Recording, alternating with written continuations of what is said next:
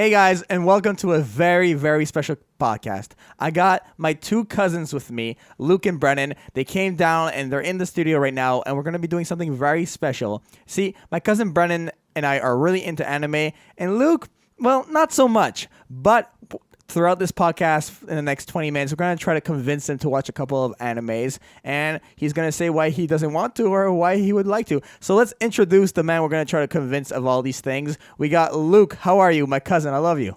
Thank you so much. I am so proud to be down in this studio right now. I feel very glamorous. I feel famous. Look at me. Damn, I'm in a studio. Your first JaianMusic appearance. Of course. Oh my God. I've appeared in the pages of McLean's, but for some odd reason that wasn't as glamorous as this. yeah, he's been in McLean's. This is insane. Yeah. So I guess I'm the non-famous one. We're both famous. Yes, in our own mind. Of course. All right, and we also have my cousin Brennan, who I also love very much. Introduce yourself. How are you doing?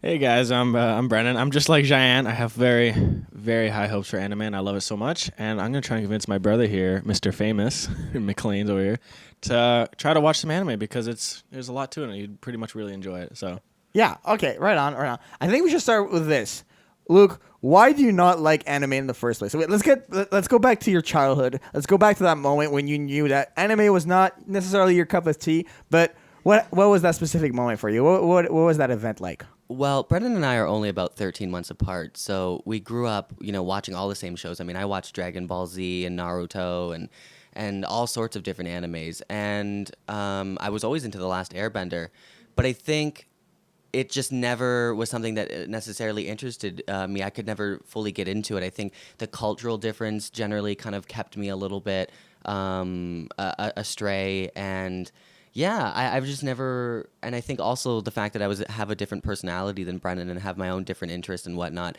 and just a personality in general that doesn't really like to conform to anyone else's ideas of what culture is, and I just think I think as I entered into my teenage years, was like, nope, something else for me. So here we are. All right, and Brennan, what do you have to say about that? Like, what's your response to that? I can definitely see where Luke's coming from. We both have different tastes and what we like, but different personalities. For sure. And we did grow up watching a lot of the same stuff, but I guess I fell more in love with it than I guess he did, which there's nothing wrong with that. But I guess what Luke's trying to say, I guess he likes his dubs to subs. Yeah, exactly. But that doesn't really matter.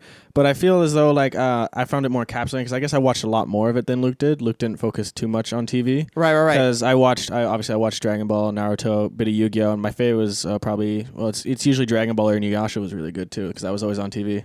Right on. Okay.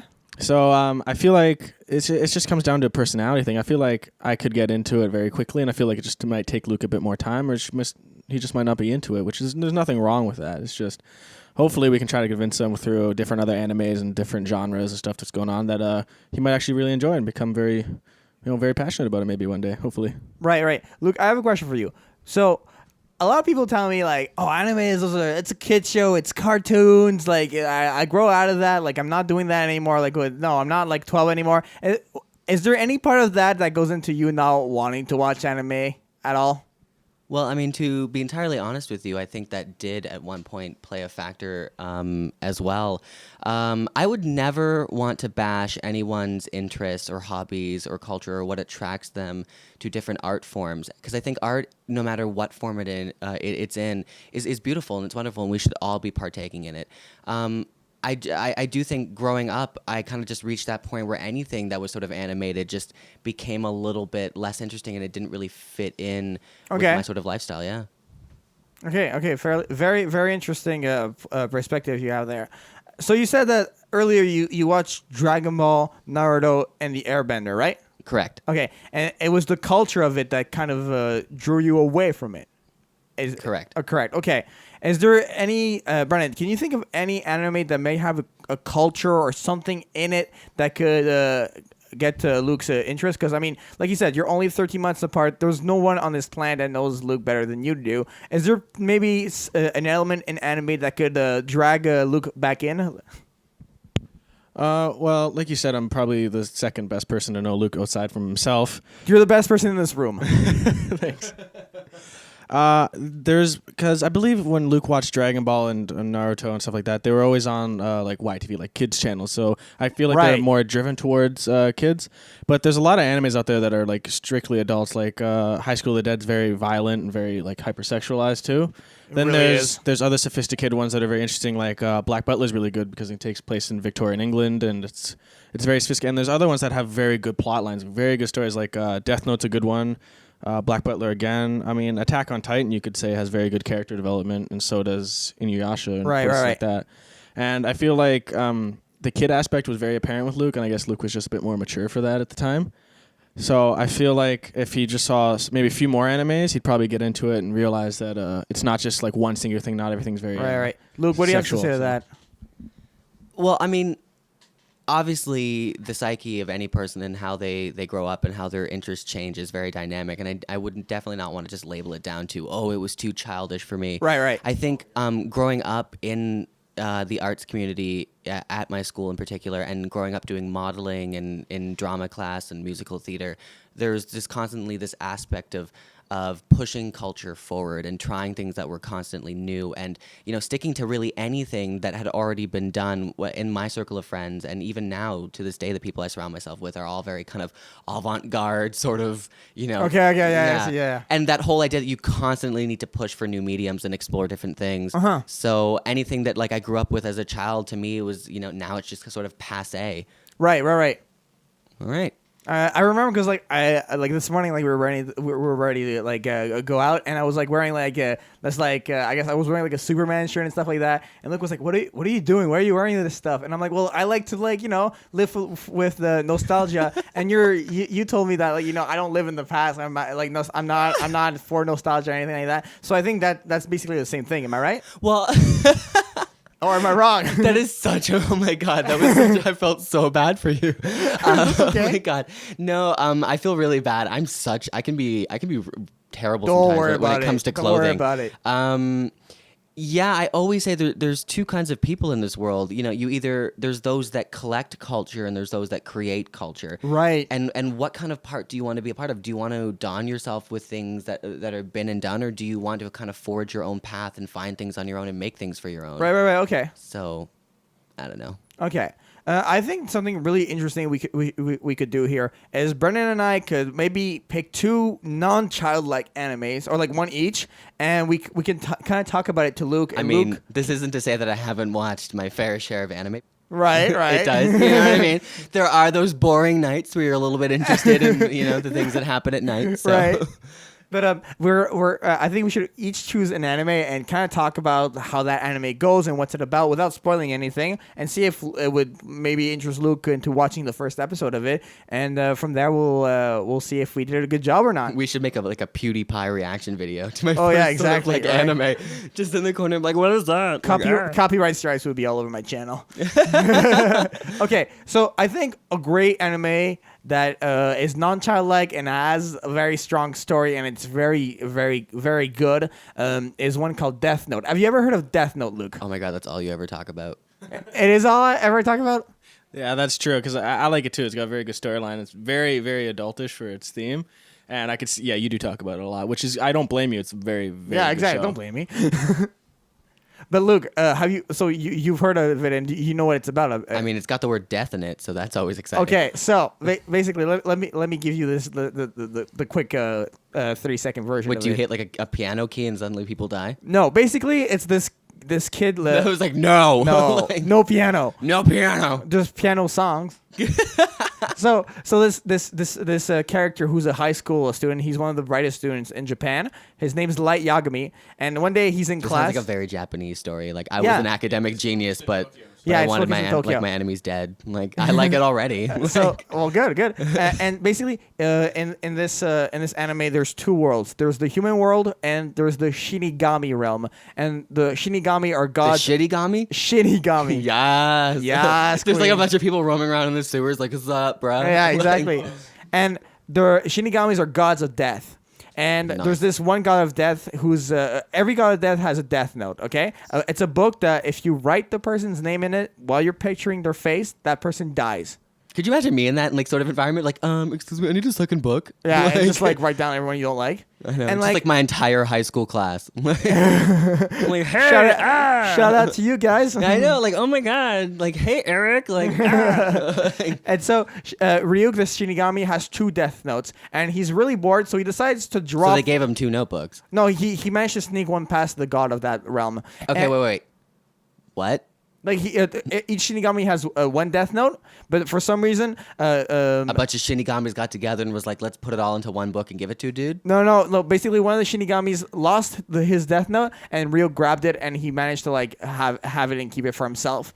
And so Ryuk's really bored, and he drops this death note in the human world. And so Light Yagami ends up picking it up, and what he decides to do with it is cleanse the world of all criminals, all evildoers, and he writes down criminals' name, and he wants to build this new world where it's all populated by good people and no criminals are alive. And so this detective named L comes into it. He's the smartest detective ever, basically, and he tries to solve this crime. And the story really goes back and forth between these 2 characters. They're both super genius. They're both super different, but they complete each other very well. And it's my second favorite anime ever.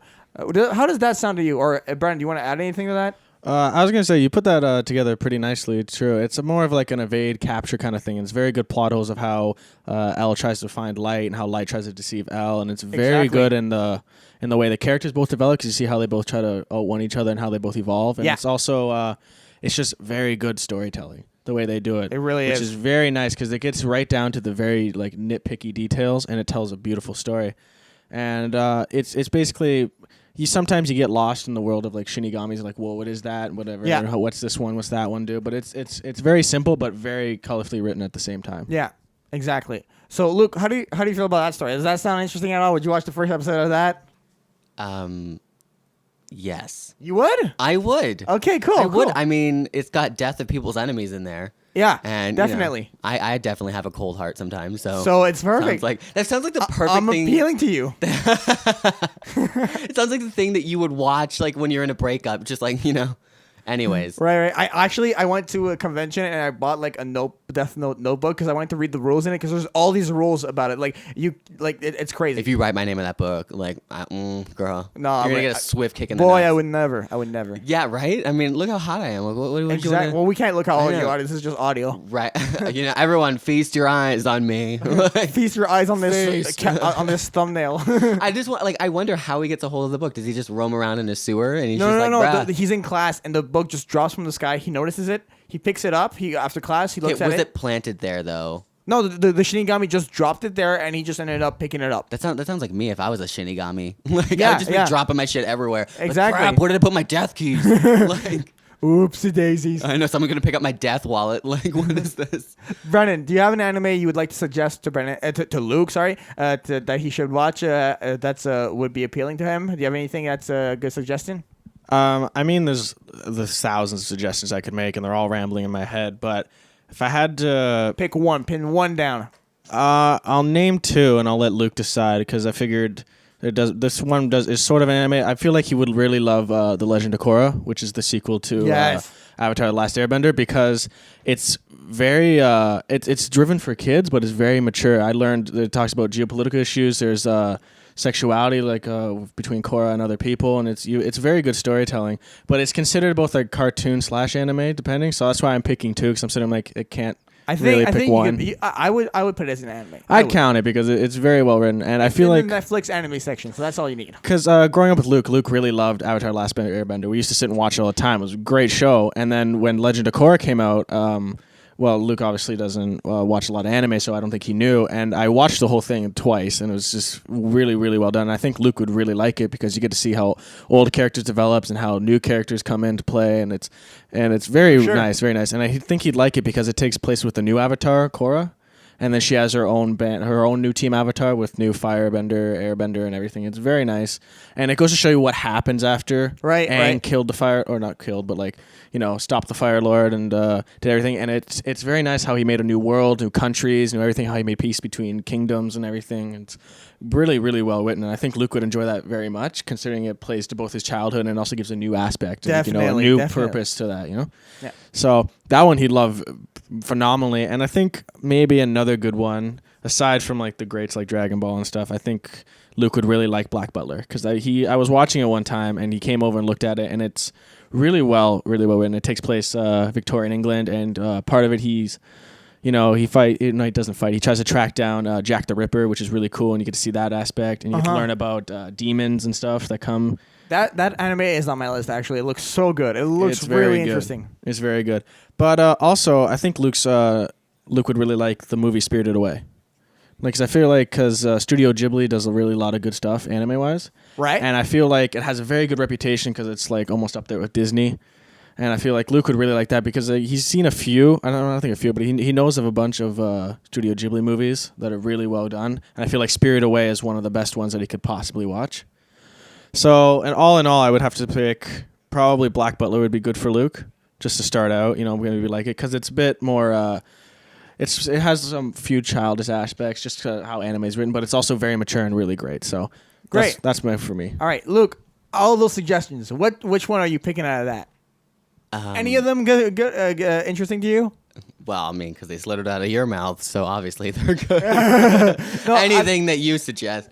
Legend of Korra sounds pretty good to me. It does. I heard there was some elements of sex in there, so yes. You gotta. Okay, obviously. Obvi. I think if I had to pick one here, I'm going to go with Death Note. Oh, you would? I'm so going to go with Death Note. Okay, cool. So, Luke, you wanted to talk about something else added onto this topic just really quickly, and like you wanted to like talk about it between the what happened with the three of us and everything. So, go ahead. The floor is yours.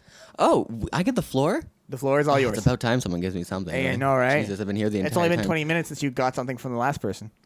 Oh. I know, and I could be getting more if I wasn't in this dank studio. I thought you said it was beautiful at the beginning. Did it go from beautiful to it dank? Changes when I'm. Did it go from homeless to hot? Oh my god, dude! Can we tell them that story? Yeah, go ahead. Okay.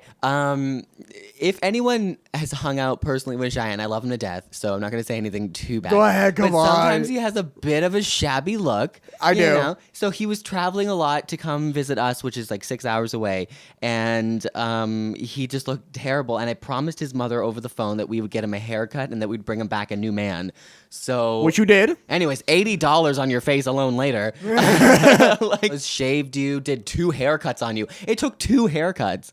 Just to get you, like, I'll never. The woman was like, "Are you paying for this?" And I was like, I guess I have to pitch in. Like, I was so mad at you for having to pitch in.